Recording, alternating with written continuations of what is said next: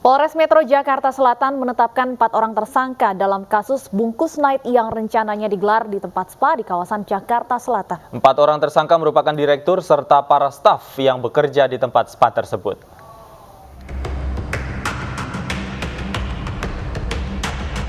Polisi menetapkan 4 orang tersangka terkait kasus pesta seks bertajuk bungkus night. Keempat orang yang diamankan Polres Metro Jakarta Selatan memiliki peranan masing-masing. Mereka adalah direktur dan staf yang bekerja di tempat spa tersebut. Polres Metro Jakarta Selatan langsung melakukan penyelidikan dan pada Minggu 19 Juni lalu telah menetapkan 4 orang tersangka.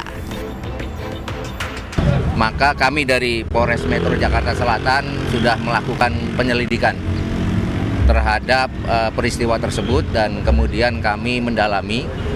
Dari situ kemudian kami sudah melakukan pemeriksaan terhadap 8 orang. 8 orang ini merupakan orang yang bekerja di tempat tersebut. Dan kemudian dari 8 orang itu 4 orang diantaranya sudah kami tetapkan sebagai tersangka. Sebelumnya sebuah poster undangan untuk acara bertajuk Bungkus Night Volume 2 viral di media sosial. Poster tersebut menampilkan foto hitam putih dan gambar seorang wanita berpakaian minim serta memajang kata-kata yang mengandung muatan sensual. Pihak polisian terus melakukan penyelidikan terkait kasus ini, sementara 4 orang tersangka dijerat pasal berlapis. Dari Jakarta, Nadia Valery, Ilham Zarkasi, dan Sutrisno, iNews melaporkan.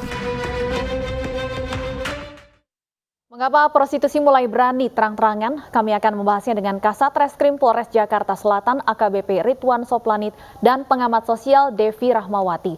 Selamat sore Pak Kasat dan Mbak Devi. Selamat sore. Selamat sore Mbak. Baik, saya ingin ke Pak Ridwan terlebih dahulu. Pak Ridwan, saya ingin konfirmasi berapa jumlah tersangka yang sudah ditetapkan sejauh ini?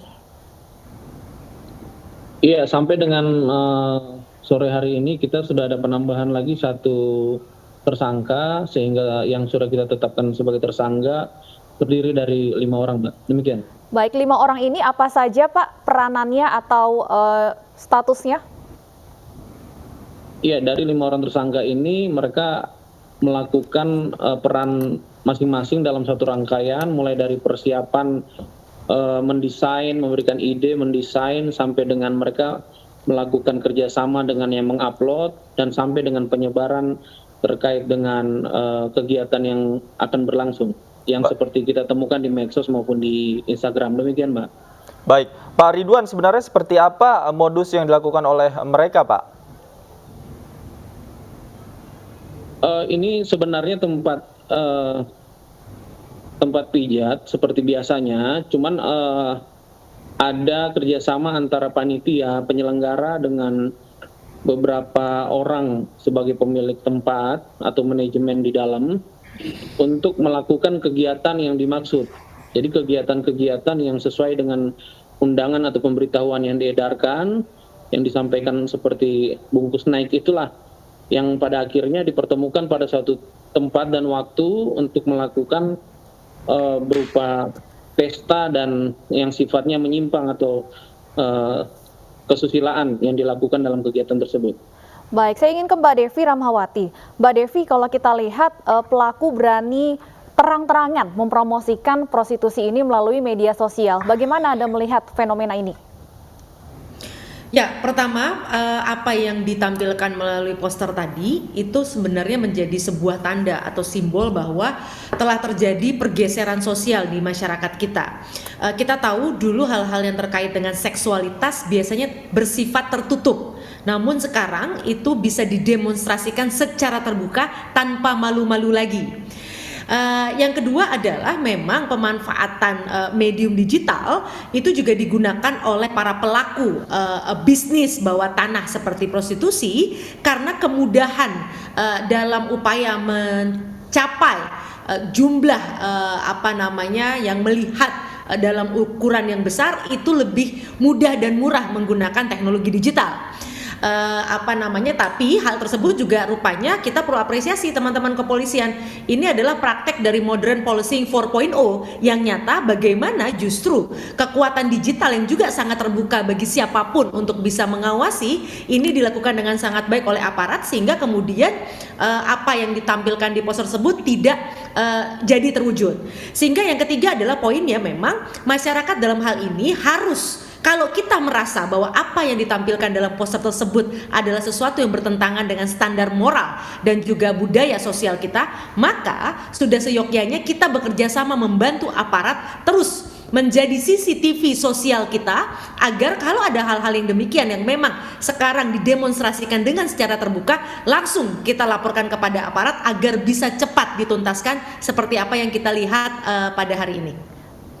Baik, saya ingin kembali ke Pak Ridwan. Pak Ridwan, jika dilihat dari orang-orang yang sudah diperiksa, tadi dikatakan ada 8 orang kalau tidak salah yang sudah diperiksa, keterangan seperti apa yang didapatkan dan modus seperti ini sebenarnya sudah berapa lama dijalankan oleh tempat tersebut, Pak?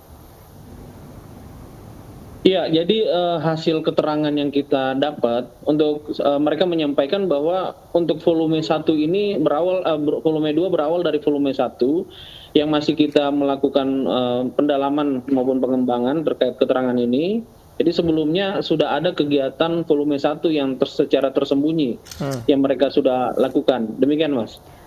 Baik, saya ingin kembali ke Mbak Devi melanjutkan yang tadi. Apakah artinya ada kemungkinan modus seperti ini dalam arti promosi prostitusi melalui media sosial sebenarnya sudah pernah atau sering terjadi namun tidak terdeteksi karena dalam tanda kutip tidak viral? Begini, kalau catatan penelitian global bahkan ditunjukkan sejak 15 atau 20 tahun lalu, migrasi atau perpindahan praktik prostitusi jalanan ke dunia online sudah terjadi. Kenapa? Karena online itu menawarkan beberapa insentif bagi para pelaku kejahatan bawah tanah seperti ini. Yang pertama, akan lebih sulit misalnya untuk dikenali oleh publik karena kan dia bersembunyi di jaringan-jaringan digital tadi.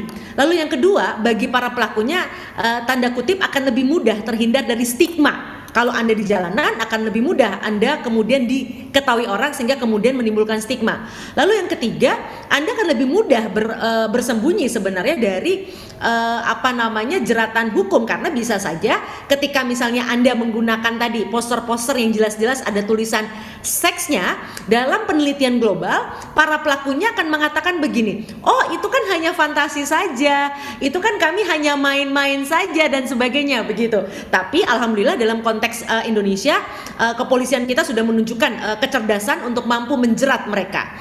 Nah, tapi sekali lagi sebenarnya ini menjadi alarm sosial bagi kita semua. Kenapa? Apakah kita memang menginginkan negeri ini kemudian menganut kebebasan seksualitas terbuka? Karena belajar dari barat misalnya, mereka di era 2040-an juga tidak menerima adanya hal ini. Tapi lihat barat sekarang. Nah, ini seharusnya membuat kita sekarang mulai sadar bahwa para pelaku atau para tamu yang berpeluang hadir di acara tersebut sangat mungkin anak-anak kita, saudara-saudara kita, atau orang-orang yang kita kenal. Oleh karenanya kita perlu menjadi penjaga moral bagi keluarga dan lingkungan kita juga. Baik. Saya ingin kembali ke Pak Ridwan. Tadi Anda katakan bahwa sebelum ada volume 2 ada kegiatan volume 1-nya, Pak. Ini kan tidak hanya mungkin staf dan karyawan tempat tersebut yang terlibat. Ada mungkin pihak lain yang juga terlibat, termasuk mungkin orang-orang yang menjadi target begitu. Sebenarnya seperti apa, Pak?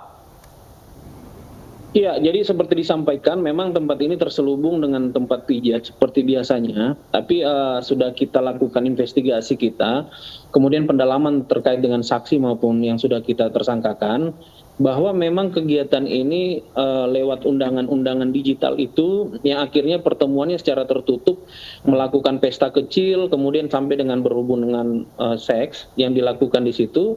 Nah, dari volume 1 ini berdasarkan keterangan dan beberapa bukti, kemudian direncanakan dengan volume 2 inilah yang membuat bukti kuat dan keterangan yang bisa kita tersangkakan 5 orang tersebut. Demikian. Baik, artinya memang ada komunitasnya sendiri, Pak. Mereka memiliki komunitas, kemudian grup-grup WhatsApp yang mungkin bisa dijadikan instrumen untuk penyebaran undangan ini, Pak. Undangan ini disebarkan secara ekstrim, Mas. Jadi memang mereka nekat untuk menyebarkan secara ekstrim, tapi kru yang disiapkan mereka adalah pegawai-pegawai mereka sebagai orang yang melakukan kegiatan-kegiatan jasa memijat di dalam, yang tadinya memang mijatnya secara natural sesuai dengan yang seperti kita tahu, tapi dilakukan dengan penambahan kegiatan-kegiatan yang tidak bermoral tadi, sehingga mereka melakukan menggunakan perangkat mereka sendiri yang sudah tersedia, dan memang desain mereka itu mengundang orang secara bebas. Baik, Pak Ridwan disebutkan bahwa tempat spa atau tempat pijat saat ini sudah dilakukan penyegelan. Ada kemungkinan dilakukan penutupan secara permanen, Pak? Ya, ini dengan bukti-bukti kuat, dengan ada yang disangkakan maupun hasil daripada investigasi kita akan mengarah ke sana, Mbak. Ini sudah sangat jelas bahwa ini merupakan pelanggaran, dan nanti akan kita bekerja sama dengan pihak Pemda atau bagian pariwisata untuk melakukan tindak lanjut terkait dengan penutupan lokasi tersebut. Baik, kalau untuk sementara sanksinya saat ini yang dikenakan seperti apa, Pak? Ya, kita menggunakan Undang-Undang ITE dan Undang-Undang Pornografi karena memang sudah dia mengendarkan melalui media digital, kemudian memang ada hal-hal yang sifatnya pornografi yang kita kaitkan di dalamnya. Demikian, Mas. Baik, saya ingin kembali ke Mbak Devi. Terakhir mungkin singkat saja, apa sebenarnya yang bisa dan perlu dilakukan untuk memusnahkan prostitusi terselubung seperti ini? Ya, ini hanya bisa dilakukan kalau kita semua sekarang juga menjadi CCTV sosial bagi lingkungan kita. Apapun hal-hal yang kira-kira berpotensi melanggar tatanan moral dan kultural, wajib jangan ragu untuk lapor ke aparat, dan karena kita sudah yakin bahwa memang aparat akan selalu menindak dengan cepat dan tepat. Oke, baik. Terima kasih Mbak Devi Rahmawati atas waktunya. Pak AKBP Ridwan Soplani juga terima kasih sudah bergabung bersama kami di iNews Sore. Selamat sore.